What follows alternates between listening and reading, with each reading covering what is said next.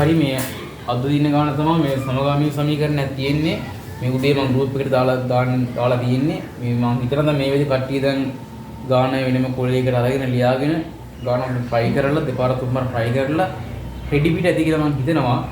මේ ගාන නැත්තම් ගෲප් එකේ බලන්න අලුතෙන් නම් ගෲප් එකේ කියලා බලන්න මේ ගාන තියෙනවා. ගෲප් එකේ link එක පහලින් ඇති. ගිහිල්ලා ගෲප් එකත් එක්ක සම්බන්ධ වෙලා ඉන්න. මොකද ඒකට තමයි සම්පූර්ණ ගාන ටික දාන්නේ. උඩියට ගාන දානවා, හවුස් ඩිස්කෂන් එක දානවා. හරි මේ සමගාමී සමීකරණයක් මේක මේ සමගාමී සමීකරණ විසඳන්නලු. මාර්ග සීනේ කියන්නේ බං දැන් මේක සමගාමී සමීකරණයක් විදිහට පේනවද කියපන්. නෑ මේ ගාන හොයාගන්නත් බැව මේ දුන්නාම ඒකට ගාන කිව්ව සමගාමී සමීකරණය විසඳන්න කියපු හින්දා තමයි දැන් මේක සමගාමී සමීකරණයක් දන්නේ. නැත්නම් මේ බලපංග දැන් මොකක්ද මේ තියෙන්නේ කියලා. හරි දැන් අපි දැන් මේක යන මුලින්ම සමගාමී සමීකරණයක් විදිහට හදාගමු. අපේ ලේසියට. හරි දැන් මම පළවෙනි සමීකරණය කියලා ගන්නම්. මේක දෙවෙනි සමීකරණය කියලා ගන්නම්. පළවෙනි සමීකරණය පොඩ්ඩක් හදාගමු නේ. හරි. 3x ඍණ 4y සමානයි 8 වාරයක් 2 කීයද 16යි. 8 වාරයක් වෙනවයි කීයද ඍණ 8y. ධන 1. එතකොට 3x ඍණ 4y මේ ඍණ 8y මම මේ වැටේට මොකද වෙන්නේ? ලකුණු මාරුලා යන්නේ ධන 8y. දැන් 16 ධන 1 ඉන්නවා. එතකොට 3x 3 වෙන සුළු වුණාම ධන 8y වෙන 4y සුළු වුණාම ධන 4y සමානයි 16 1යි 17යි. මෙන්න අවු සමීකරණයක් නෙමෙයි ඒකම තමයි තියෙන්නේ. මම මේක ලීසියට දාගන්නම් 3 කියලා. 3 ප්‍රශ්නයක් නේ. ඔන්න දැන් පළවෙනි සමීකරණය ලස්සන සමගාමී සමීකරණයක් විදිහටම හදාගත්තා. එහෙනම් ඒ විදිහටම දෙවෙනි එකට දාගමු. දෙවල් 2x කීයද 4x දෙවරක් 9y කීයද 6y මේ පැත්තේ 26 ඍණ y ඉන්නවා. හරි හදමු.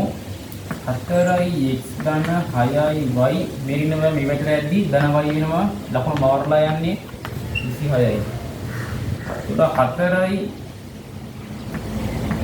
x ධන 6y ධන y කීයද 7y 7y සමානයි 26යි.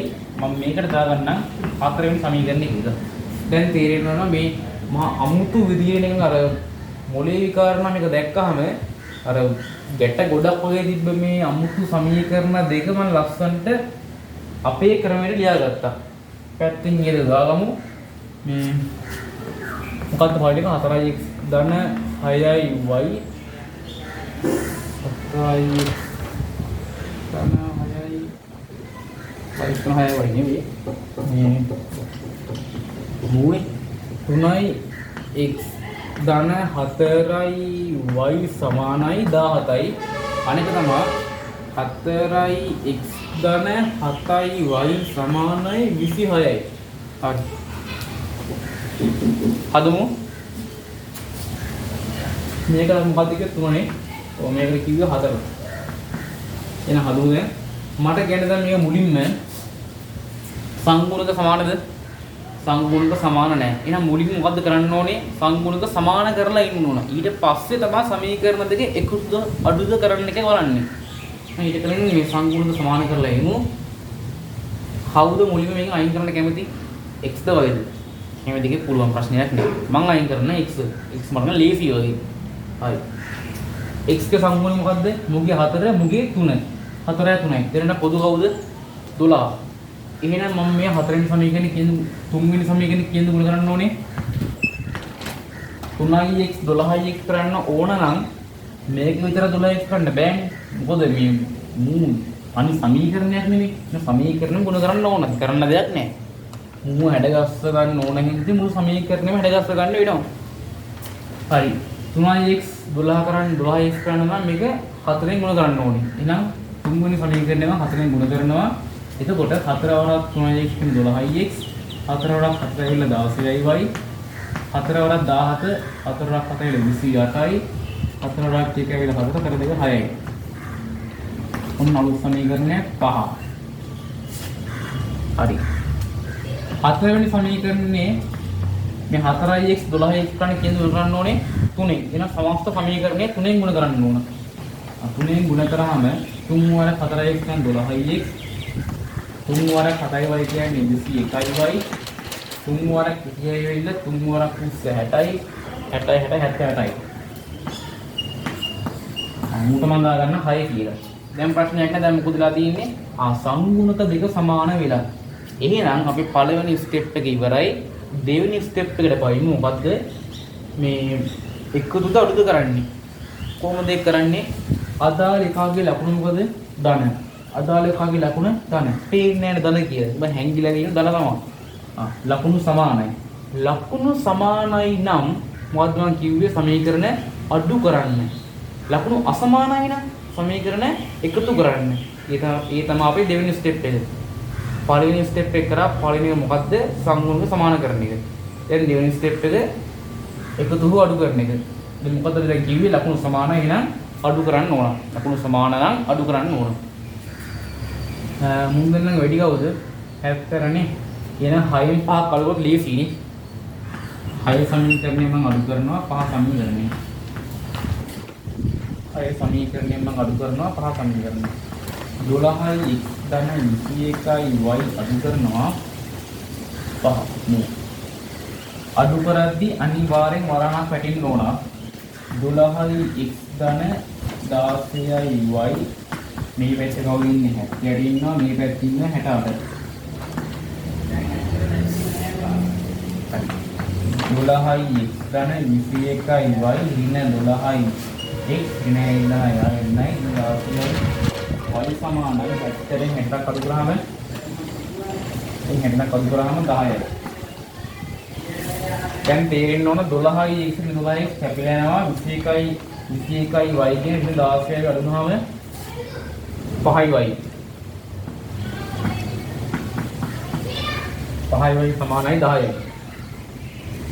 5යි y සමානයි 10යි.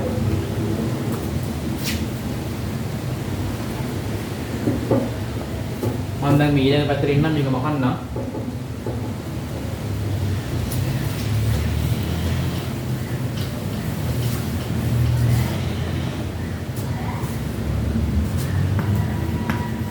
පහයි y සමානයි 10යි.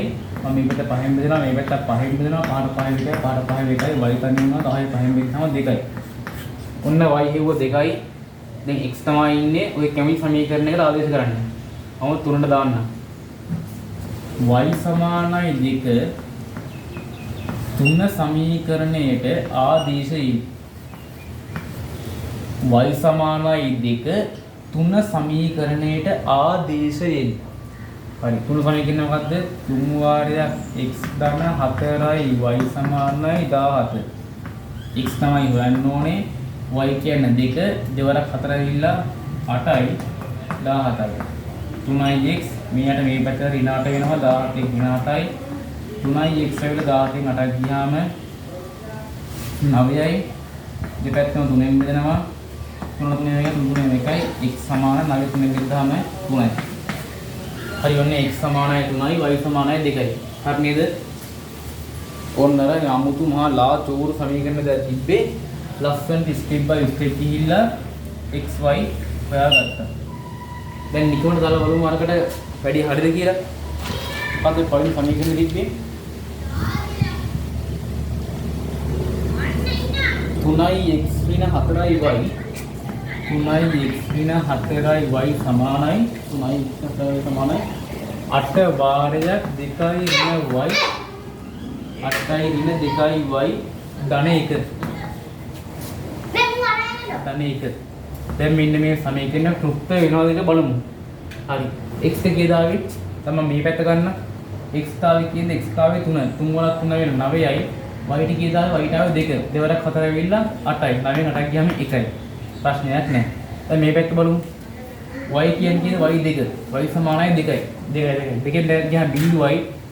දෙකෙන් දැන් ගියාම බිඳුවයි බිඳුවරක් 8යි වෙන්න කීයද බිඳුවයි. එහෙනම් බිඳුව ධන 1. එකතු වුණාම 1යි. සමානයි නේද?